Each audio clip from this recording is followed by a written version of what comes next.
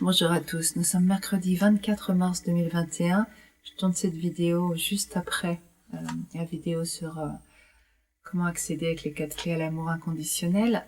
Ce que je vais vous dire aujourd'hui n'est que ma vérité, bien sûr. Ce n'est pas la vérité, gardez l'esprit critique. Et voyez si ça résonne. J'ai beaucoup de choses à vous dire sur l'amour. Il y a des choses qui vont pas être agréables à entendre, je vous le dis tout de suite. Des choses que j'ai éprouvées, vu autour de moi d'abord, vu en moi ensuite, et ça c'est pas agréable, ça pique. Néanmoins, peut-être si vous regardez ces vidéos, avez-vous envie d'être lucide, même si ça fait parfois un peu mal, de se voir tel qu'on est. On est comme on est parce qu'on ne peut pas faire autrement, d'accord? Ouh là là, que de mise en garde. Je voudrais vous parler donc de l'amour, les relations amoureuses.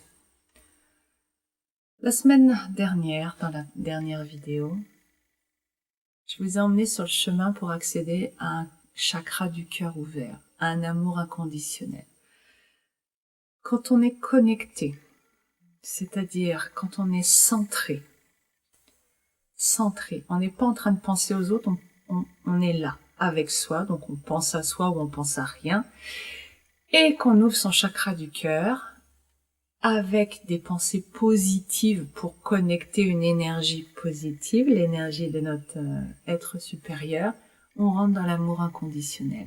Plus nos pensées sont remplies de belles vibrations, plus on connecte les choses hautes, l'être supérieur en nous, notre partie non physique, et plus une belle énergie vient vers nous. Okay? Donc c'est magnifique. Le problème, c'est qu'on ne peut pas vivre tout le temps, enfin on ne peut pas. Certains êtres le peuvent, ce sont des êtres éveillés, mais la plupart d'entre nous, nous ne le pouvons pas. Et moi qui fais ces vidéos, qu'on soit clair, je suis à peu près centrée pendant que je fais les vidéos, et après je retourne à ma vie quotidienne, où je râle comme un putois auprès du chat parce qu'il m'attaque énergétiquement, ou etc., quoi. Vous voyez ce que je veux dire? La vie sur Terre, c'est pas si simple. Donc voilà, soyons cléments déjà avec nous-mêmes et rendons-nous compte. L'idée, c'est d'aller vers cette connexion inconditionnelle à soi-même. Mais maintenant, on vit avec les autres. Alors comment ça se gère, ça, la relation avec les autres? Eh ben, c'est pas si simple. Je vais vous dire plusieurs choses. Je vais vous mettre en garde parce qu'il y a des dangers énormes dans la relation à l'autre. Et vous l'entendrez peu parler de cela, hormis chez les Toltecs, ils n'insistent pas trop, et effectivement c'est compréhensible, mais c'est quand même important d'être clair sur tout ça. Mais sans mettre de psychose, le gouvernement fait assez de travail là-dessus par rapport à la pandémie. Bon, bref. La relation que nous avons les uns avec les autres. Il y a une chose essentielle que vous avez besoin de comprendre, je pense, qui est comment ça fonctionne. Quand je pense à quelque chose, je crée un lien énergétique. La loi de l'attraction, j'en ai parlé en parlant d'aimantation. Là, j'ai envie de parler, mais c'est la même chose, hein, avec un tuyau. Quand je mets mes pensées nulle part, mon tuyau, naturellement, il va aller vers ma partie non physique. Quand je mets mes pensées vers moi, mon tuyau, il vient vers moi. Ok? Donc, l'amour, ça reste dans mon monde. Donc je suis nourrie, tout va bien, je suis lumineuse. Et tous les gens qui traversent mon champ de lumière s'illuminent à leur tour à ce moment-là et ça leur permet de s'élever vibratoirement et s'ils en ont le désir, l'intention, de se connecter à leur source, de recevoir l'amour inconditionnel, etc., etc. Et s'ils se donnent le droit d'ouvrir leur cœur, bien sûr, puisque tout le problème est dans l'autorisation, puisque nous perdons très vite avec notre conditionnement. Ok. Ça, c'est bon. Une histoire de tuyau. Quand nous sommes en relation avec les gens qui nous entourent, nous avons constamment, à partir du moment où nous mettons notre attention sur quelqu'un, paf, il y a un tuyau qui se met en place, vous voyez, au niveau de mon cœur et du cœur de l'autre. Un tuyau qui nous relie. Ok, bon, c'est mécanique. C'est mécanique parce que ce tuyau, il est plus vers ma source, donc il va vers l'autre. Qu'est-ce qui passe à travers ce tuyau? Il peut passer, on a envie de dire, il peut passer deux choses. Soit de la belle énergie, de l'amour, des choses comme ça, soit de l'énergie négative, de la colère, de la peur, de la violence, des trucs comme ça. Oui, c'est vrai, c'est une première approche. On va essayer d'aller vers une phase où c'est un petit peu plus pointu que ça. Effectivement, il y a ces deux types d'énergie possibles. Le problème, c'est que l'une ne va pas sans l'autre. Oh, effectivement, ça, c'est la face cachée de la Lune, c'est ce qu'on ne sait pas. Et c'est un peu triste, mais que l'une ne va pas sans l'autre. Sauf si vous arrivez à être dans un parfait équilibre énergétique. Alors, je vous explique tout ça. Quand nous sommes en relation avec l'autre, donc le tuyau, ce tuyau, le diamètre de ce tuyau correspond à l'ouverture de notre chakra du cœur. Si j'ai un chakra du cœur qui est à peine ouvert, j'aurai un tout petit tuyau. Si j'ai un chakra du cœur grand ouvert, je vais avoir un énorme tuyau. Ok. Ça, c'est ce que j'envoie. Si j'envoie un tuyau, et j'en ai déjà parlé dans une vidéo tout ça, mais je remets tout à jour. Si j'envoie un tuyau d'un diamètre de 10 cm, non, pardon, si dans mon tuyau d'un diamètre de 10 cm, je remplis ça de belle énergie, et que ce qui me revient, parce que c'est simultané en réalité, au niveau quantique, c'est simultané. Ce qui me revient de l'autre côté est équilibré, c'est-à-dire correspond à la même quantité d'énergie que j'envoie dans mon tuyau. Nous avons un rapport harmonieux, équilibré, dans lequel nous ne souffrons pas. Ok? Ça, c'est déjà quand même l'information importante et merveilleuse, c'est que si j'arrive à avoir des rapports équilibrés, je ne souffre pas. Pourquoi je parle de souffrance? Parce que dans la relation énergétique que nous avons à l'autre, si la relation n'est pas équilibrée, nous avons une part d'énergie négative qui va aller vers l'autre. C'est quoi une relation équilibrée? C'est une relation en particulier où je n'ai pas d'attente sur l'autre, c'est-à-dire, autrement dit, où je ne veux rien de l'autre. Remarquez que c'est pas souvent. Moins qu'on puisse dire.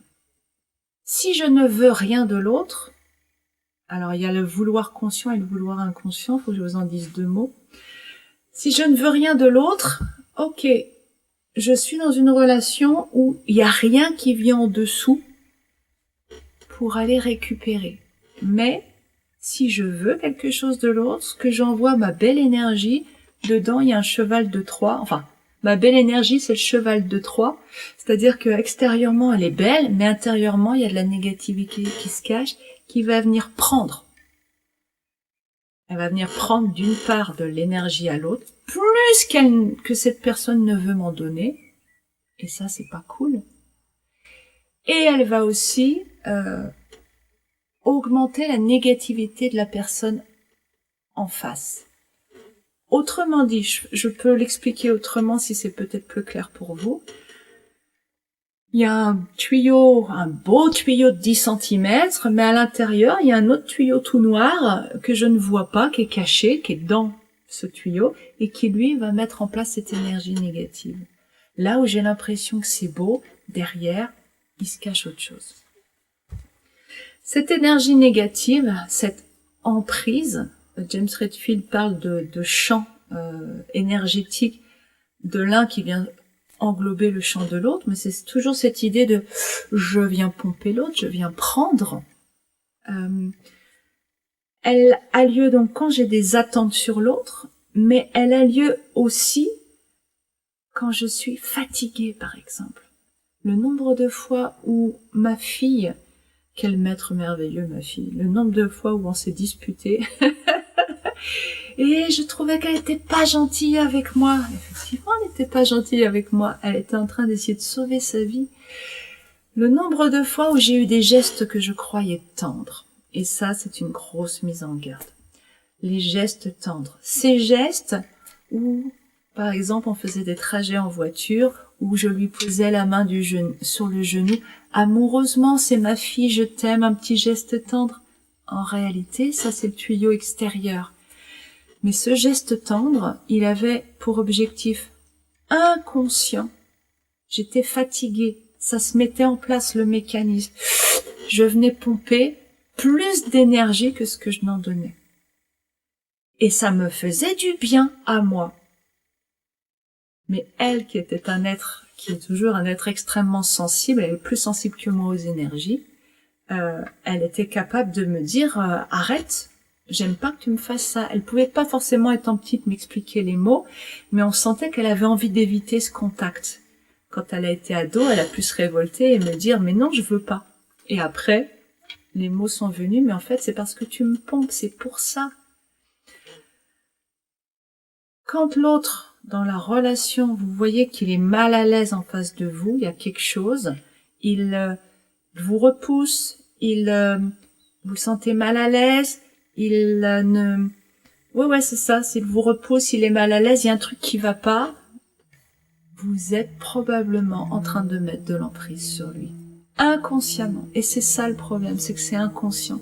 Dès qu'on est fatigué, et remarquez que dans nos vies, on est quand même très souvent fatigué, puisque c'est notre conditionnement à aller au-delà de notre ressenti, eh bien, on récupère en pompant les autres. Ces petits gestes soi-disant tendres, je te touche le bras pour dire « Ah, je t'aime bien, toi ». Je te touche le bras, mais en réalité, je te pompe. C'est horrible, hein. Et comment je peux vous le prouver, si tant est qu'il y a quelque chose à prouver? Vous pouvez très bien éteindre la vidéo en disant « Ouais, non, moi, j'y crois pas à son truc ». Pas de souci. La lucidité, ça fait mal des fois. Il n'y a pas de souci. Mais comment je peux vous le prouver? Eh ben, c'est qu'une fois vous êtes fatigué et que vous avez l'élan de mettre votre main, de toucher quelqu'un, ou de l'embrasser, ou de faire un câlin, d'avoir quelque chose, un contact, empêchez-vous de le faire. Et observez votre ressenti à ce moment-là. La frustration, c'est le négatif qui peut pas se nourrir, hein. La frustration, c'est le négatif qui ne peut pas se nourrir. C'est terrible, là, ce que je suis en train de vous dire. Quand mon chat, et je veux vous en parler sérieusement de mon chat, parce qu'il illustre ça, mais peut-être pas dans cette vidéo pour pas la faire trop longue. Quand mon chat, quand j'ai réalisé, quand on m'a dit surtout, c'est quand mon guide et mentor m'a dit « Je crois que tes problèmes de respiration viennent de ton chat, qui en fait est malade et qui est en train de te refiler sa négativité. » Oh ben non, mon minou d'amour, ça peut pas, c'est pas possible. Et en fait, il m'a dit arrête de lui faire des câlins, ne le laisse plus s'approcher de toi et observe ce qui se passe. Au moment où il m'a dit ça, j'ai ressenti une frustration extrême et une tristesse extrême. Oh mais... Et en fait, c'est vraiment le manque. Et depuis, je ne fais plus de câlins à mon chat et je le fuis, mais c'est terrible. Tout à l'heure, en tournant la vidéo, il était pas loin. Enfin, c'est pas qu'il était pas loin, c'est que j'ai senti que je n'arrivais plus à respirer. Mais vraiment, j'étais en train de mourir là. Et je me suis dit, c'est pas possible, il y a un problème. Et j'ai ouvert la porte du chalet, j'ai regardé, et il était à côté, il était à 2 mètres. C'est à ce point-là. Alors, je vous expliquerai une prochaine fois pourquoi. Qu'est-ce qui est en train de se passer avec ce chat? Mais ça n'est que l'illustration de ce que je suis en train de vous expliquer sur le fonctionnement énergétique des êtres. Donc tout ça pour en revenir à notre histoire, que si je peux pas toucher les autres, si ça me frustre, ça veut dire que je suis en train de les pomper. Quand j'aime quelqu'un particulièrement plutôt qu'une autre personne, qu'est-ce que ça veut dire? Et je vais être brutale, hein, mais en même temps le temps tourne et il y a des messages que j'ai vraiment envie de vous délivrer, même si vous ne voulez pas les entendre. Dans ce cas-là, fermez la vidéo ou ne dites pas oui à ce que vous entendez, n'y croyez pas. C'est que cette personne que j'aime entre toutes, c'est mon fournisseur officiel d'énergie.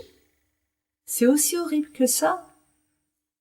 Si je l'aime plus que les autres, c'est parce que c'est chez elle que je peux récupérer le plus d'énergie. Les relations familiales, nous croyons que c'est dans la famille que nous sommes censés récupérer le plus d'énergie. Et c'est ça qui pose un problème. C'est pas que les gens de notre famille ne nous aiment pas ou ne répondent pas à nos attentes.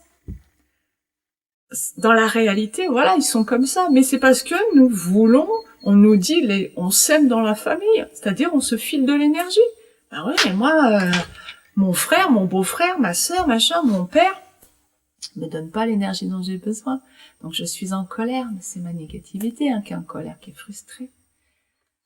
Alors, dans les rapports humains, maintenant, ok, je vous ai expliqué le tuyau, je vous ai expliqué que les rapports physiques sont très souvent pour pomper l'énergie de l'autre.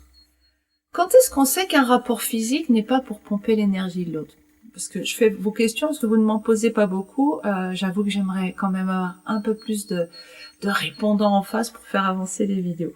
Comment on sait? Eh ben on sait parce qu'on n'a pas envie de toucher l'autre, tout simplement. Ça se fait, mais sans envie. Donc quand vous vous apprêtez à poser votre main sur le genou, l'épaule, la joue de la personne, faites une pause. Si vous sentez la moindre frustration, c'est que vous alliez pomper. Est-ce qu'on peut avoir des rapports humains sans pomper? Oui, si on est nourri en énergie. Si vous êtes fatigué, vous allez pomper. Donc déjà, prendre soin de vous, c'est la première chose, vous voyez? Contrairement à ce qu'on apprend. C'est pas de l'égoïsme, au contraire. C'est, si je m'occupe pas de moi, je vais pomper les autres. Et ça, c'est égoïste. Dans la relation aux autres. Si on arrive, je refais un petit peu le point sur tout ce que je vous ai dit et je vois si je peux vous dire une dernière chose, vu l'heure qui tourne. Donc, il est impératif que je prenne soin de ma fatigue, de mon état physique, pour ne pas pomper les autres.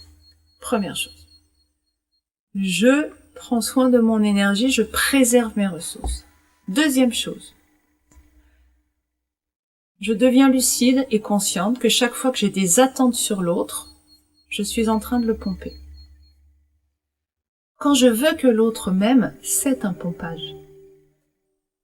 Quand je dis à quelqu'un je t'aime et que je suis capable d'entendre de l'autre, ben moi pas, et qu'il me donne rien en retour, et que c'est ok pour moi, ok, là je suis dans quelque chose de juste, c'est-à-dire je suis pas avec un tuyau noir à l'intérieur.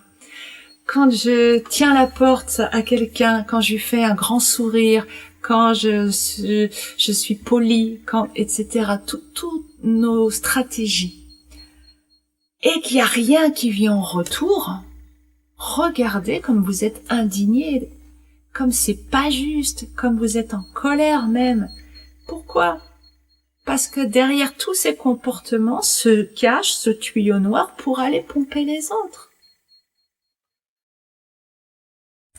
Ça, c'est l'état des lieux. Maintenant, comment on fait donc pour changer tout ça? Ouais, mais moi, j'aime mon mari, il m'aime, alors qu'est-ce qu'on fait? On se touche plus, on s'aime plus? Eh ben, il va falloir être conscient, lucide, attentif. Où est-ce que je mets mon attention? C'est là où va l'énergie. Que je sois attentif à garder un œil là dans ma relation. C'est-à-dire de toujours garder un centrage chez moi pendant que j'entre en connexion avec l'autre. Ça me permet de sentir si je mets le tuyau noir. Je vais le dire autrement. De garder un centrage, un œil ici, sentir ma respiration, sentir mes racines dans le sol, sentir mon corps. Je garde, voyez, un ressenti ici. Ça me permet de savoir si je suis dans l'équilibre, dans la relation.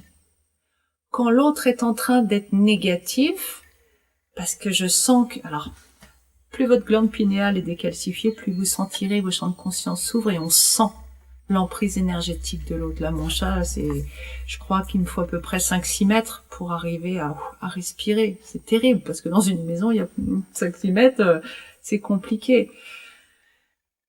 Et même au jardin, il me suit. Donc, voilà, que vous allez sentir ce qui se passe quand même davantage, même si votre glande pinéale est pas trop décalcifiée, vous allez pouvoir faire plus attention à ce qui arrive à votre extrémité du tuyau, ce qu'il vous envoie.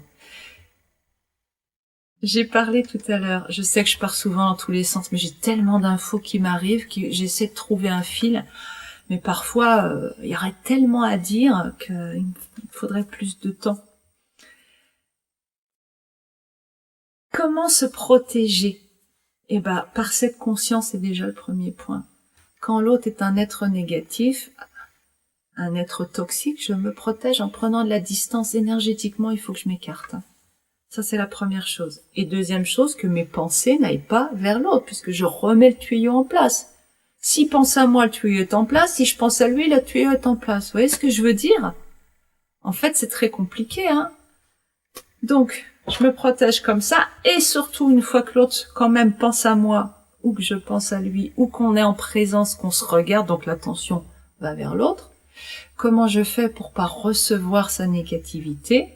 Eh bien là, je vais devoir fermer ce chakra du cœur.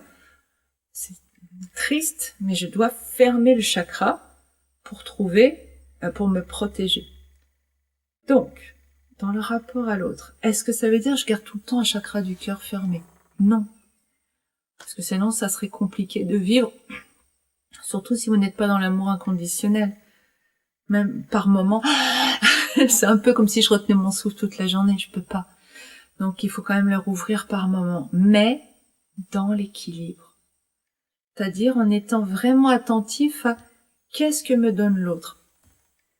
Pendant des années, même encore maintenant. Mais ça s'est calmé depuis 3-4 ans. Je disais bonjour, j'étais comme un soleil. Vous voyez ce que je veux dire? Bonjour, je disais bonjour aux gens avec tout mon cœur, tout mon amour. En même temps, je pompais derrière, mais ça, j'en étais pas consciente. Mais je disais bonjour avec plein d'amour pour le monde entier. Un cœur grand ouvert. Trop bonne, trop conne. Ce cœur grand ouvert de « Oh, je t'aime toi », j'aimais tout le monde. Et en même temps, c'était pas vrai, parce qu'il y avait des gens que je n'aimais pas. Mais ce cœur grand ouvert, qu'est-ce qui se passait? Je donnais une grande giclée d'énergie, ok, mais comme l'autre en face n'était pas dans cette grande ouverture, eh ben, à un moment donné, j'avais plus cette énergie que j'avais donnée. Donc, il fallait bien que je la récupère d'une façon ou d'une autre. Et là où je croyais être quelqu'un de plein d'amour, j'étais, oui, quelqu'un avec un cœur grand ouvert, mais quelqu'un qui a un cœur grand ouvert et qui se nourrit pas à sa source, en fait, c'est quelqu'un qui est un grand pompeur inconscient. Donc, pour conclure, nous ne sommes pas là pour aimer les autres. Nous sommes là pour être dans l'amour inconditionnel. Si nous n'y arrivons pas, ce qui est notre cas dans la plupart d'entre nous, faites-vous des bulles d'amour inconditionnel le plus possible dans une journée. Vous ne pensez à rien et juste vous ouvrez votre cœur.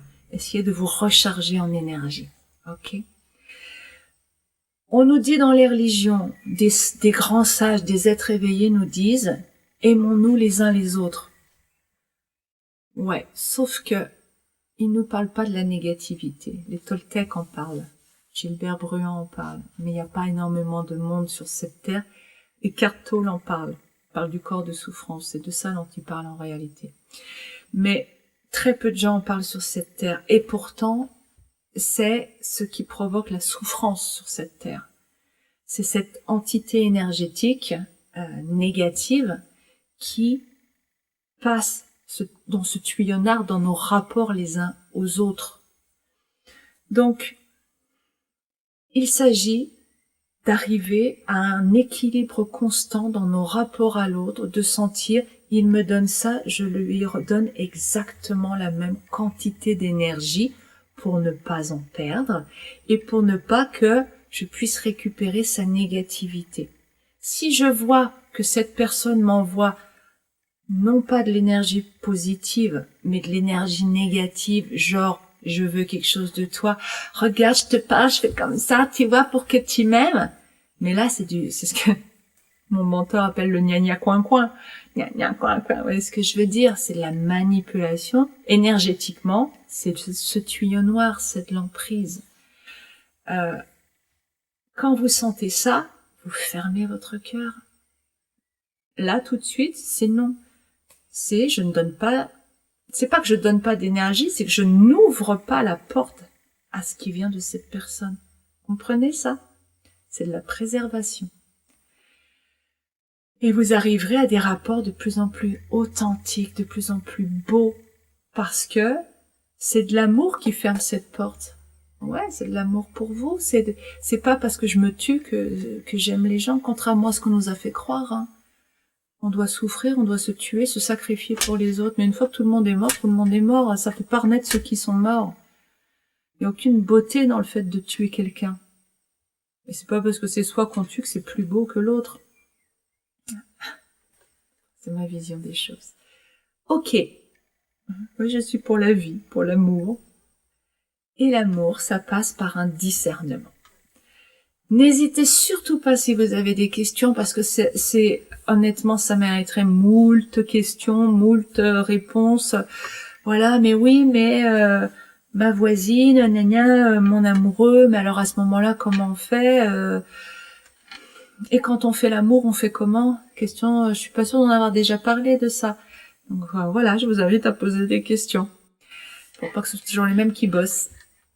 Pour clore cette vidéo, donc je vous souhaite une belle semaine. Soyez bien conscients. Discernement, c'est le maître mot. Discernement et équilibre. Un œil là, un œil là, et j'observe la qualité de la relation. D'accord? Je m'engouffre pas dans la relation et je m'engouffre pas chez l'autre. Pour qu'il m'aime. C'est pas son job. C'est le mien. Très belle semaine à vous. À bientôt. Au revoir.